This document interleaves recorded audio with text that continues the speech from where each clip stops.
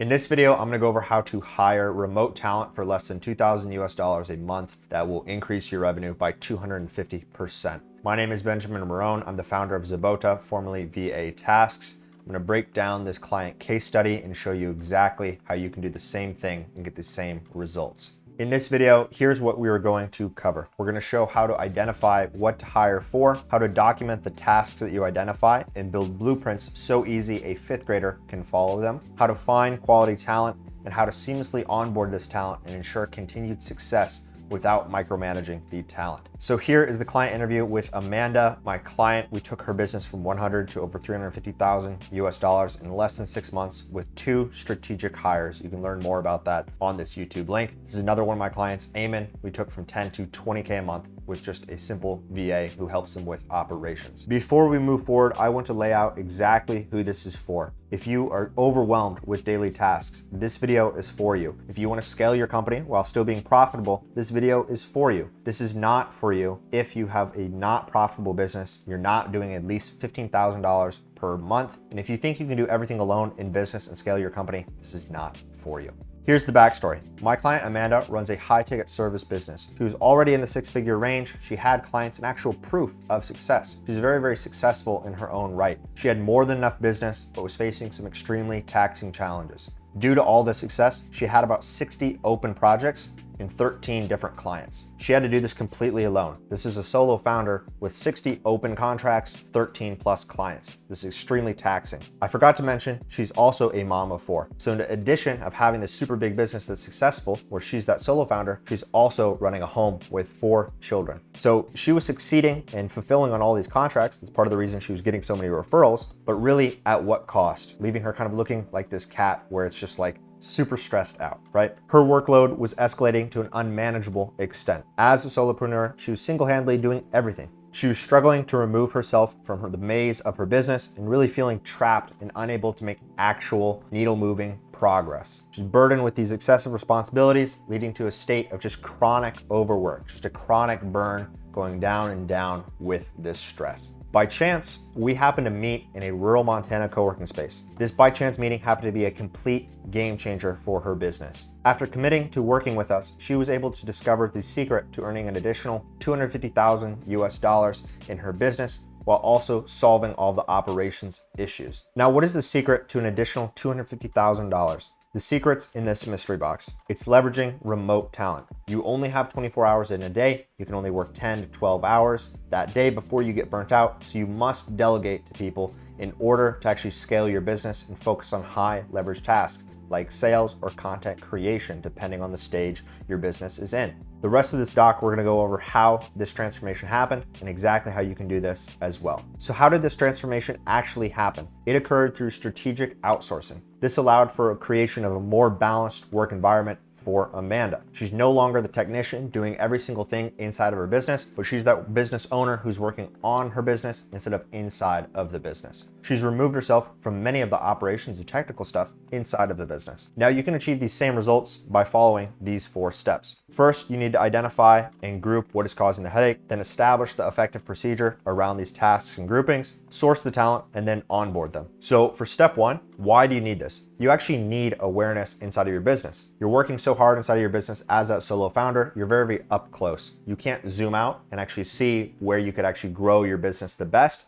because you're doing everything all day. At this point, you don't even know what you can outsource. We need to identify the tasks that can be outsourced, allowing you to leverage your time more responsibly. How do we do this? First, you need to ask yourself, what do you not like doing? What are you not good at? What is not actively making you money? Then do a time audit. A time audit is over 48 hours to 72 hours, writing down and tracking time on every single thing that you're doing inside of your business. This does seem kind of tedious. It is, that's the point. We need to figure out where are you wasting your actual time. This is the best way to do this. You should be able to list at least 3 tasks under each category here. So the what do you not like doing, what are you not good at, and what is not making you money. Sometimes one of the tasks that you don't like doing or you're not good at or that's not making you money is so large that you could have someone just do that full time or part time. I'm gonna mention the Pareto principle. 80% of your results are coming from 20% of your inputs. So as the founder, you need to focus on this top 20 to generate these 80% of results. The rest of your work, we want to delegate and remove you from.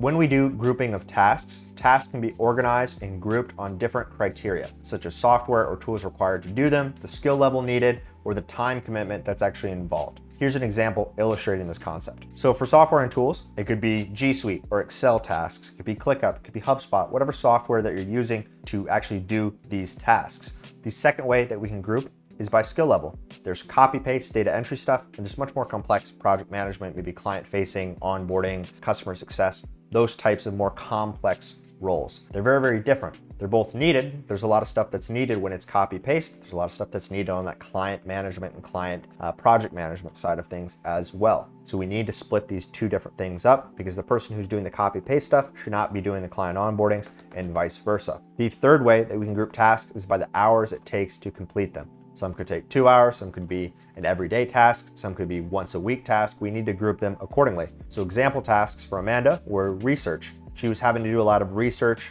around lead generation and then content production. She has someone who handles that now. Project management, a lot of tasks related to organizing and overseeing project activities, coordinating some of her team members, the people on the front lines, and working with some of her clients. This was another sector that we needed to outsource. These are two different people, right? Based off of the software tools, the skill level, and also by the hours taken to complete these types of tasks. The second step is establishing effective procedures. So why do we need to do this? You cannot expect someone to just come to your business and fix everything and do everything exactly custom to you without giving them structure and blueprint first. People are not mind readers. The right structure gives a trackable aspect to tasks. You don't want someone just doing a bunch of tasks that you can't actually track and see if they're actually doing and helping you reach those goals. Structure around tasks is really the ultimate cheat code because it acts as insurance. If you have a bunch of standard operating procedures and blueprints on how to do a certain task, if someone is not up to par, you can later replace them and not worry about the onboarding and how long it takes to ramp up because you have the exact structure on how to do their job. So how do we actually do this and build the effective procedures? First, we want to create a Loom video or screen recording video where we basically walk through the task. This isn't going to be the final Loom video or screen recording video that our new talent will see, but it's actually just going to help us record the whole process, be able to break it down and build the procedure. From this video, we want to create a standard operating procedure. I actually have a template here. This is going to be linked in the video and I'll show it in a moment. So after we've recorded this Loom video or screen recording, we want to utilize the standard operating procedure format.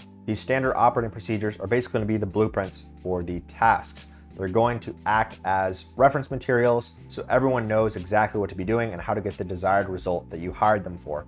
I have an SOP template here. Basically, it has the purpose, the Loom video, context, terminologies, any tools that are relevant. Let's say they're using HubSpot or ClickUp in this task, who's going to be actually doing this, and then the procedure, which is step-by-step screenshots on how to actually do the task. This will be linked in the bottom of the YouTube description. Next, we want to edit and refine the SOP. So we would like to share it with someone, maybe get a second set of eyes to make sure that it's easily teachable. These SOPs are meant to constantly improve over time. So the SOP that you give to someone on day one won't be the same SOP that you give to someone a year later who's now replacing that person that you hired a year before, right? We want them to continually improve and improve this procedure over time. So we've created the SOPs. What we need to do next is create end of day reports or time tracking. The end of day reports can be like a check-in sheet, a check-out sheet, basically so we can see when someone's starting work, what they're doing throughout the day, and when they're stopping work. I like to use time tracking. Some people are pretty against it. I like to use it. I use it on myself. Right now I'm recording and I have a time tracker going saying, hey, you've spent an hour trying to have multiple takes on this YouTube video, but here's an end of day report to get you started. An end of day report like this could be used for like social media posting or social media content generation, number of posts made, the date, clients made for, posts awaiting approval, and the hours of worked on this task. This is really good for like a basic VA or an initial hire. After that, you can get more complex with like a type form or jot form in your Slack, basically being a check-in, check-out, or you can move to time tracking. Now that you understand why establishing effective procedures are important, here's an example of an SOP. This one's for some research, basically the Loom, the table of contents, strategic objective, tools needed, and it goes through talking about with screenshots how to actually do the task. The next SOP is around LinkedIn content generation. You basically see screenshots here on how to utilize ChatGPT and create content. At this point, we've identified and grouped the different tasks we want to delegate, and we've built the effective procedures on how to actually do the tasks that we want to delegate. This third step's very important. We need to source talent. So how can we source talent? I always like to do private or referral sourcing first. Good people know good people. So if you've worked with people in the past who are very, very skilled at their jobs, ask them if they have any friends who need a job or are looking to take on extra work. This is originally how my company was started. I had a big referral pool, and from there, we've moved and gotten larger and have different methods of acquisition. Usually, private or referral is the best way to find the best candidates. It's still one of my favorite methods to utilize. The second method for sourcing talent is utilizing online platforms like Upwork or Fiverr. These aren't necessarily bad places to source talent. I don't source from here. No one in my company is sourced from Fiverr or Upwork, but it is a good way to kind of initially get your feet wet and maybe make some hires and get familiar with outsourcing. I always like to use private or referral sourcing first. At this point, also, you could always work with us. We actually have our own private pools for sourcing talent. At this point, you want to conduct screening interviews. So you're gonna notice with the screening interviews, it's not something where you reach out to someone, they schedule a job interview, and it's some 45-minute long, intensive process where you say, oh, can you explain this gap in your resume? It's nothing like this. This is a 15-minute screening interview. If you're making overseas hires, you need to make sure that their English level or whatever language that you're operating in is very, very high. So this 15-minute interview is a really easy way to actually see how this goes. You're trying to kind of feel out their personality, feel out that culture fit, and ultimately see if they would be a decent person to work with before you start talking about the job, before they try to mold their background into fitting the job and they start selling themselves. You're just trying to chat with them 10, 15 minutes, get to know them on a more personal level before you jump into the job interview.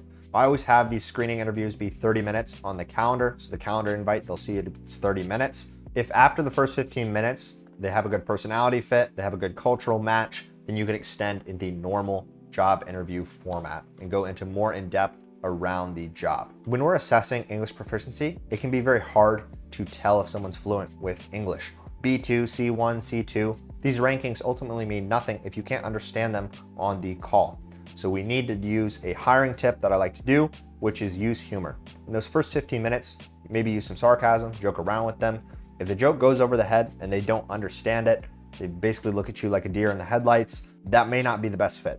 If someone doesn't understand humor or sarcasm or maybe some nuance of the English language, this doesn't mean they're actually fluent. You want to hire people who are fluent in English. The final step is nailing this onboarding and making it perfect. We want to ensure that the person wants to stay on with your company, they get a good impression, and actually help you achieve those goals that they were hired for. Just like when you sign a client, you want the onboarding experience to be top-notch so they know and they're reinforced that they spent the money in the right place with you. You want this person who's joining your company to know that they spent the right time and made the right decision joining your company. How are we going to nail this onboarding process? So we want to make sure that the talent knows about these standard operating procedures. They know the tasks that are at hand before they actually even join inside of the company, right?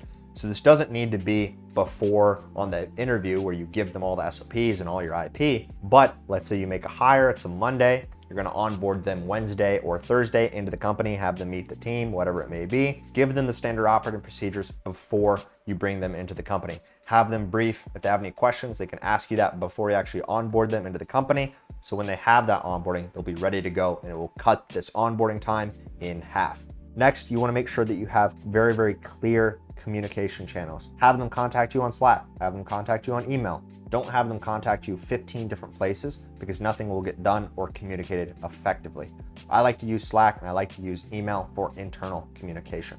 Just like I mentioned in step 3, utilize time tracking. Use something like Clockify or at least have end of day reports. This is going to ensure transparency and accountability around the tasks. This is going to help with project management and seeing where your team's actually using most of their time throughout the workday. Once you onboard the person, your job is not over. You need to offer continued training to keep ramping them up and making them better at their job.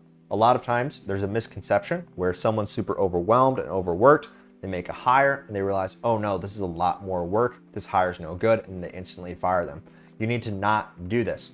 You need to understand that hiring someone is going to take a lot more work in this first month, but then after that, your work is going to shift once you make the hire. So you're not going to be doing the 3-hour-a-day task that you hired for. Instead, you're going to have 15 minutes, 20 minutes of management each day and checking and basically quality control to make sure that everything is good. There's a massive difference between you doing the 3 hours and having this 20 minutes this is what you hire for to get back those 2 hours, 2.5 hours to your day. Nobody is just a plug and play hire. They're not just gonna come in and save your business and do everything. You need to manage them effectively, check in with them, and communicate with them. They're not a computer that's just gonna run a script and do a bunch of tasks. You need to actively train them and get them better. This is where this continued training comes into play. You wanna have 2 to 3 different training sessions per week. So this can be a 15, 20-minute Zoom. It doesn't need to be 45 minutes of you talking with them about the procedures and getting feedback. Just 15 minutes to check in, see how everything's going, ask them their comfortability, make sure that they're the right person for the job and that they're scaling up and getting things done correctly. By ensuring you have regular training in place, you're going to create an environment that encourages growth and development. You want people to come into your company and feel like they're getting better and actively making progress in their goals and in the company. You don't want someone coming in and just being a lone wolf, left alone, and doesn't actually feel like they're a part of the team. This is very, very key to actually communicate with your new hires and continually train them and make sure that they're developing over time. Here's a quick conclusion and recap. First, you need to identify what is limiting you. Figure out what these tasks are that are holding your business growth back. Do a time audit to help with this. Once we have these tasks identified, we can move on to step 2, which is developing the standard operating procedures or SOPs around these tasks. This is the blueprint on how to actually do the tasks and get the correct result every single time. Once we've done these 2 steps, we can move into actually trying to find the talent, build a solid job description, and do a talent search. Remember to use private referral pools or ask people that you know for quality talent. Since we've done these 3 steps, we can move on to the onboarding, which is that knowledge transfer and continual training for that hire. Once you've brought someone onto your company, your job's not done. You need to train them for the first couple weeks, communicate with them, get feedback on those standard operating procedures, and constantly optimize and create that environment of growth and development. Now, if you're an agency owner or high ticket service business owner and you want help growing revenue and removing yourself from day-to-day operations, we will help you. Here's exactly how we're going to do this. We'll identify the best tasks in your case to delegate. We're going to build airtight standard operating procedures so easy a 5th grader could do them around these tasks that we've chosen to delegate. And we're going to train your new hire and onboard them into your company. What does this look like? So if you become a client, you will fill out an onboarding form. Our team will have an SOP call with you around the standard operating procedures. We're going to do all the finding, the vetting, the hiring. We'll give you the best 3 to 5 candidates on a silver platter, allowing you to choose from them. Then we're going to onboard them into your company and train them on those standard operating procedures. So if you're tired of swapping your 9 to 5 for a 24/7 job, being a glorified freelancer, struggling again and again to delegate, and are just plain overworked, then click the first link in the description and set up a time to chat.